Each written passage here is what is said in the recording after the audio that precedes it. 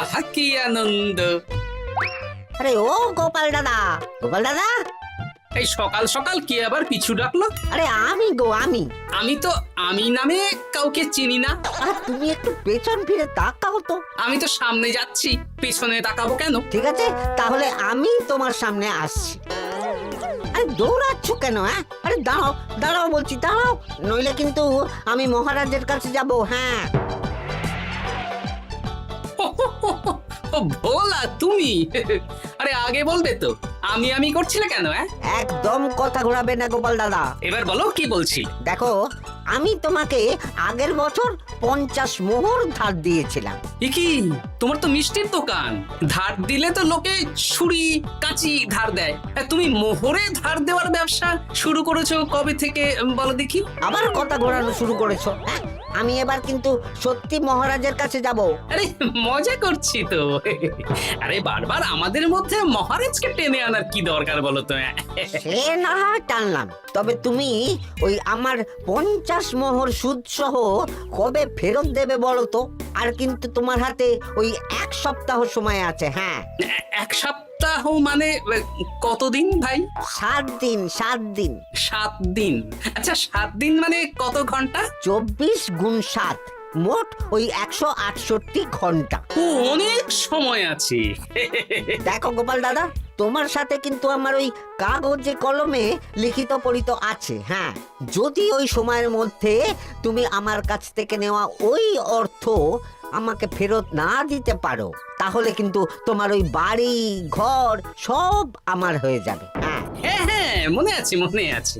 এখন রাজসভায় যাই, 168 ঘন্টা পেরিয়ে গেলে চলে এসো, কেমন?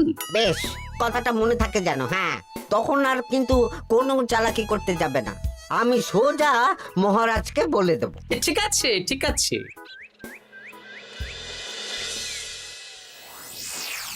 দেখুন মহারাজ, নিজের চোখেই দেখুন, সবাই হাজির, শুধু গোপাল ধা। সত্যি গোপাল ইদানিং আবার দেরি করে আসা শুরু করেছে। ওকে আচ্ছা করে ধোলাই দিন, তাহলেই চলে আসবে। কাজের কাজ তো কিছু করে না, শুধু বসে থাকে, তাতেও এই। যা বলেছেন মন্ত্রী মশাই। আমার মতে গোপালকে রাজসভাতেই বেঁধে রাখুন, তাহলে আর বাড়িতে যেতেও হবে না, আর দেরি করে আসবেও না। রোজ রোজ গোপাল করে রাজসভায় আসতে দেরি, তাই এবার তার পায়ে পড়াতে হবে বেড়ি। এই তো মহারাজ চলে এসেছি। আর বলবেন না, রাস্তায় ভোলা ময়রা চেপে ধরছিল। থাক, আর অজুহাত দিতে হবে না। নেহাত ভাগ্যের জোরে এই রাজসভার চাকরিটা পেয়েছিল। হ্যাঁ, মহারাজ ভালো মানুষ, তাই তোমাকে পুষছেন। আচ্ছা আপনি কি বলতে চাইছেন কি? আমি বলতে চাইছি যে মহারাজ যদি তাড়িয়ে দেন, তাহলে তোমার কি কিছু করে খাওয়ার যোগ্যতা আছে গোপাল? আপনার নিজের যোগ্যতা আছে? আছে বলেই বুক ফুলিয়ে বলছি। হ্যাঁ, মন্ত্রী এটা একটা ভালো প্রসঙ্গ তুলেছে। আমার রাজসভার সকল সভাসদদের বলছি, যদি কোনো কারণে তোমাদের চাকরি চলে যায়, তাহলে তোমরা কি করবে একবার ভেবে দেখেছো? না মহারাজ, ভাবনাটা আমি সঠিক সময় কাজে লাগাই, ওই অকারণে ভেবে মাথা খারাপ করতে চাই না। হ্যাঁ, আহা, রাজসভার চাকরিটা তো তোমাদের পেশা। এই পেশার বাইরে তোমরা কে কি করতে পারবে? দেখুন মহারাজ, আমি তো ভেবেই দেখেছি যে যদি রাজসভার চাকরি না থাকতো, তাহলে আমি ব্যবসা করতাম। আমি মহারাজ যদি বিজ্ঞানী না হতাম, তাহলে শিক্ষা দান করতাম। আমি তো ছবি আঁকতাম, কলম না থাকলে আমি তুলি ধরবো। আমি কামারশালায় কাজ করতাম। আমার তো ছোটবেলায় মূর্তি বানানোর শখ ছিল, আমি মৃৎশিল্পের কাজ করতাম। কি গোপাল, এবার তুমি বলো। সবাই তো কিছু না কিছু বিকল্প ভাবনা চিন্তা করে রেখেছে। দেখুন মহারাজ, অনেক ভেবে দেখলাম আমার কাজ তো ভাড়ামো, তাই আমি লোক হাসিয়েই পয়সা রোজগার করব। আর বিশেষ কোনো গুণ তো আমার মধ্যে খুঁজে পাচ্ছি না মহারাজ। বেশ, আমি একটা ছোট্ট পরীক্ষা নেব। আজকের পর থেকে আগামী 7 দিন, আর এই 7 দিন তোমরা তোমাদের যা মন চায় সেটা করে রোজগার করবে। আমি তো খেতে ভালোবাসি। তাহলে খাবে। গোপাল হয় মুখ খুলে থাকে, নইলে চোখ বন্ধ করে। ও শুধু দুটো কাজই ভালো করতে পারে।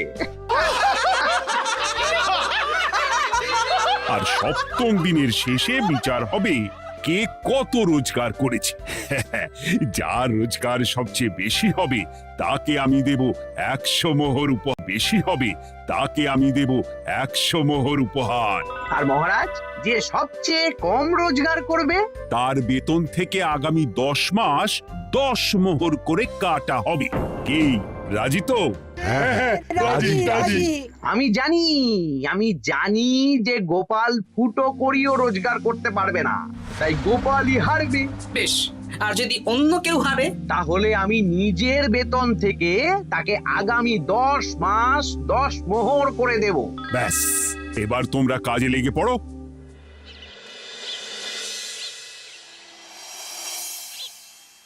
এ কি গিন্নি, আজকেও নিরামিষ? হ্যাঁ, আজকেও নিরামিষ খেতে হয়। হ্যাঁ, রোজই তো কিছু না কিছু একটা লেগে আছে তোমার। আমাদের পুরো শরীরটাই তো আমিষ। হ্যাঁ, তাহলে আমিষ খেতে বাধা কিসের বলো দেখি? বেশি তর্ক করতে হবে না বাপু, তা তোমাকে ডিম বানিয়ে দেবো। হ্যাঁ, না, আমি মানুষই ঠিক আছি গিন্নি। আরে তোমাকে ডিম বানাবো বলেছি নাকি? আমি বললাম তোমার জন্য ডিম বানিয়ে দেবো। জন্যটা তো বলনি তখন। আরে তাড়াতাড়ি দাও, তাড়াতাড়ি দাও। এখন কদিন শুধু খাবো আর ঘুমাবো, 7 দিন ছুটি। ছুটি মানে? সেসব পরে বলবো গিন্নি, যাও গিয়ে ডিম সেদ্ধ বসাও।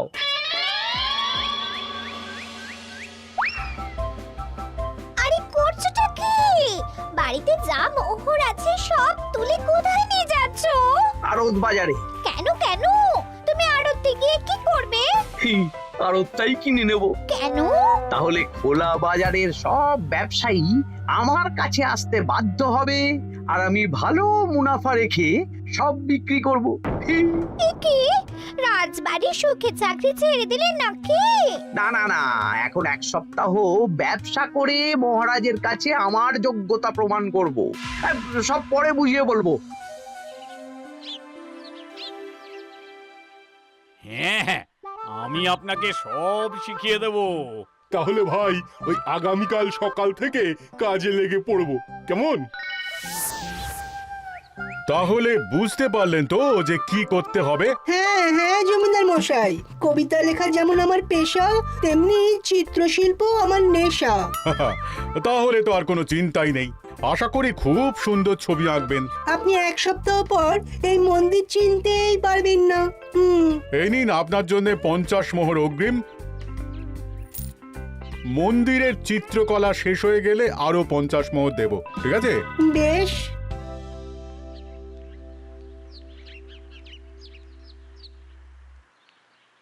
এই হাত চালা, হাত চালা। হাত পা সবই তো চালাচ্ছি মন্ত্রী মশাই। আপনি এত শাকসবজি আনাজ দিয়ে করবেনটা কি? আমি এখন 7 দিন কৃষ্ণনগরের বাজার নিয়ন্ত্রণ করব, তাই সব জিনিসপত্র আড়ত থেকে আমি নিজেই কিনে নিয়েছি। এবার সাধারণ বাজারের দোকানদাররা আপনার কাছে আসবে। কাল সকাল থেকে শুধু মোহর গুনবো।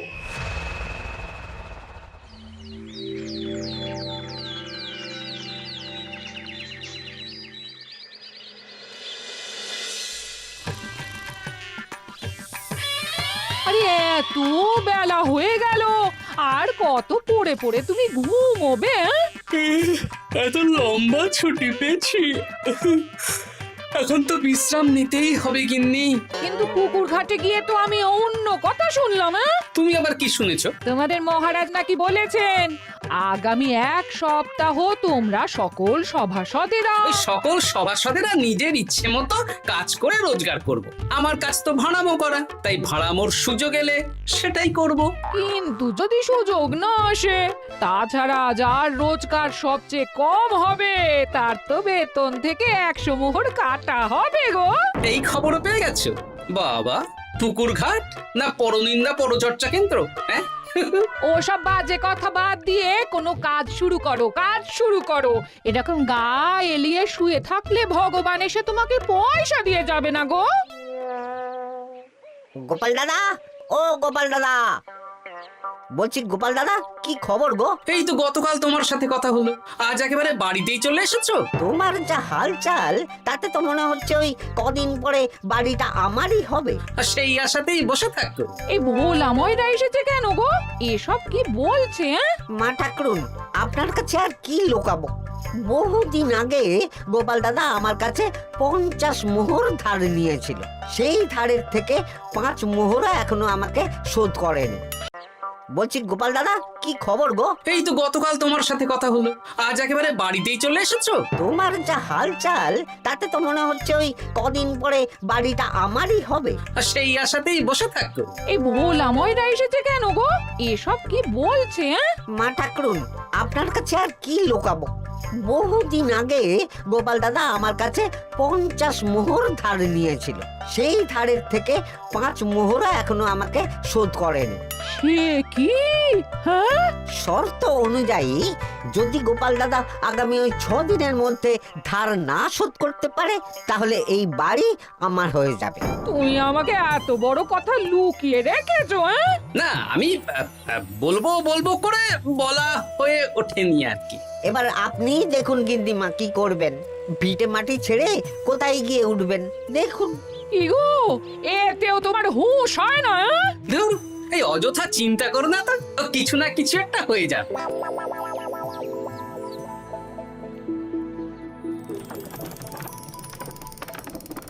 বাবা পণ্ডিত মশাই, আপনি তো এর মধ্যেই কাজ শিখে গেছেন। আমি তো ছোট থেকেই মাটির পুতুল বানাতে ভালোবাসতাম। বিভিন্ন দেবদেবীর মূর্তি নিজেই বানাতাম, তারপর পুজো করতাম। আমার পরম সৌভাগ্য আপনার মতন পণ্ডিত মানুষ আমার কুমোর শালায় কাজ করছেন। কোনো কাজই তো ছোট নয়। সত্যি সভাকবি মশাই, আপনার তুলিতে জাদু আছে। কি সুন্দর কারুকার্য। সবই আমার মা বাবার দান। আমার বাবাও খুব বড় চিত্রশিল্পী ছিলেন। উনি হাতে ধরে আমাকে ছবি আঁকা শিখিয়েছেন। বাহ বাহ বাবা।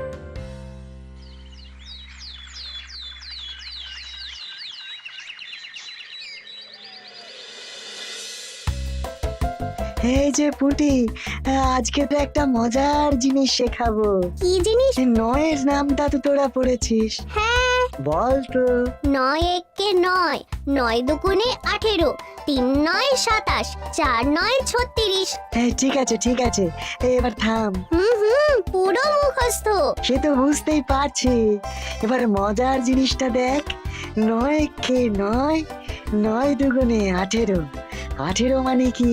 1 10 8। হ্যাঁ, এবার 1-এর সাথে 8 যোগ কর, কত হয়? 9 3 9 কত? 27। 2-এর সাথে 7 যোগ করলে কত হয়? 9 36-এর 3-এর সঙ্গে 6 জুড়লে 9। আরে বাস, দারুণ তো। হ্যাঁ হ্যাঁ। সত্যি বিজ্ঞানী মশাই, আপনি কি সুন্দরভাবে পড়া বোঝান। এটা তো আমার নেশা।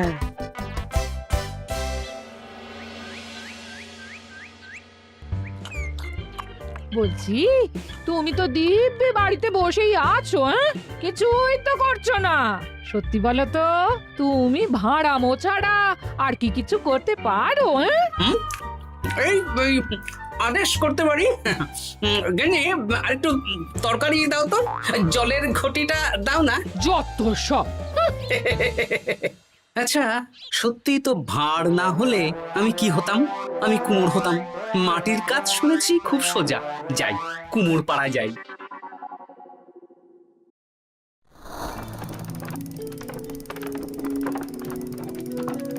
আমার কি সৌভাগ্য, রাজসভার দুজন সভাসদ আমার সঙ্গে কাজ করছে। আচ্ছা, এইভাবে ঘোরাবো? এই যা, হলো না। এটা কি মুড়ির মোয়া নাকি? দাও, আমাকে করতে দাও, তুমি অন্য কিছু করো।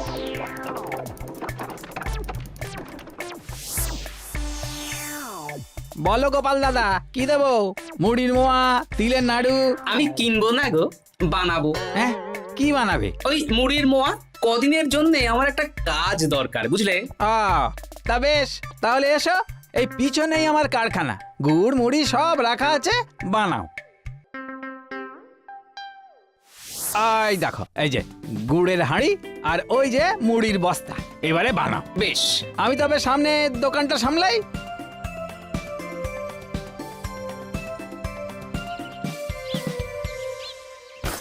কিসের আওয়াজ হলো? আরে আরে আরে এ কি করলে গোপাল দাদা? আর বলো না, ওই গুড়টা ঢালতে গিয়ে হাঁড়িটা হাত ফসকে পড়ে গেল। এই তুমি যাও তো, তোমাকে দাদা।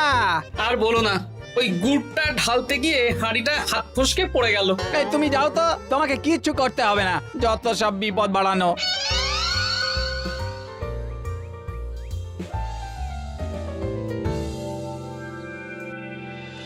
তোমার দ্বারা কিছুই হবে না। হ্যাঁ, সত্যি তো, আমার দ্বারা যে কিছুই হবে না গিন্নি। তাহলে তুমি করবেটা কি? এমন করে বলো না গিন্নি, সবারই খারাপ সময় যায়।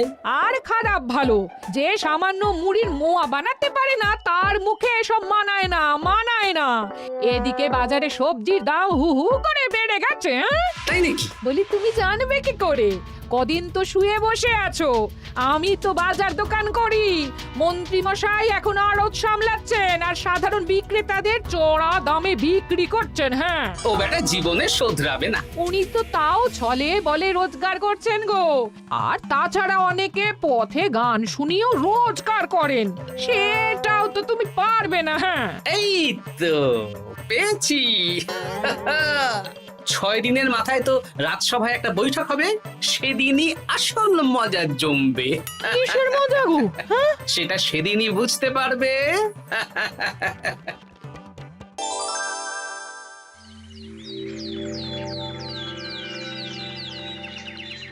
তারপর বলো, আজ তো ষষ্ঠ দিন, আজ অবধি তোমরা কে কত কত রোজগার করেছো? মহারাজ, আমি এখনো অবধি 200 মোহর। বাহ বাহ বাহ, আমি মহারাজ 15 মোহর। আমি 5 মোহর। বিভিন্ন বাড়িতে বাচ্চাদের পড়াচ্ছি, শিক্ষাদান করছি দিনরাত। সেনাপতি? আমি 10 মোহর পেয়েছি, আরো পাবো।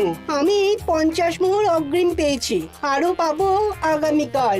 বাহ বাহ বাহ, সবাই তো ভালোই রোজগার করেছো। আর গোপাল, তুমি বলো। মহারাজ, আমি এখনো অবধি কোনো রোজগার শুরু করিনি। আমি আগেই বলেছিলাম গোপাল একটা কানা করিও রোজগার করতে পারবে না। আসলে মহারাজ, আমি আজ সকালেই আমার প্রতিভা খুঁজে পেলাম। তোমার আবার কি প্রতিভা? আমি ভালো গান গাইতে পারি মহারাজ। আমার ছোট্টবেলার ইচ্ছে ছিল আমি রুদ্ধদ্বার সভা করব, গান গাইব, আর দর্শক বা শ্রোতারা আমার গান শুনে আমাকে পয়সা দেবে। বাহ বাহ বাহ, তা শোনালে না কেন? আমি চাই আপনারা সবাই আমার বাড়িতে আসুন, আমার গান শুনুন। এই না না না না না, তোমার গান শুনে অর্থ ব্যয় করতে পারবো না গোপাল। যদি শোনাতে হয় তো বিনামূল্যে শোনাও। তুমি ভেবেছো কায়দা করে গান শুনিয়ে রোজগার করবে? সেসব চালাকি কিন্তু চলবে না। না মহারাজ, আমার গান শুনতে আসার জন্য একটা কানা করিও খরচ করতে হবে না। আমি বিনা পারিশ্রমিকে গান শোনাবো। বেশ, তাহলে কবে শোনাবে বলো? এখনই চলুন, শুভস্য শীঘ্রম। আবার যেতে হবে কেন? এখনই শোনাও। আমার আবার নিজের বাড়ি ছাড়া প্রতিভা বিকশিত হয় না। বেশ তো, এই কদিন টানা কাজ করেছি, তোমার গান শুনে মনটা যদি ফুরফুরে হয়ে যায় ভালো তো। চলো গোপাল। আসুন আসুন, সবাই ভিতরে আসুন, আসন পাতা আছে, সবাই বসুন।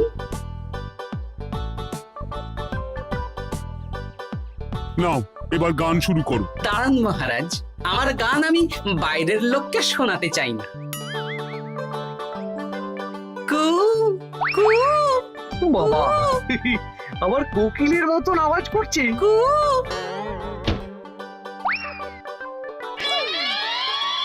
নাও নাও, শুরু করো।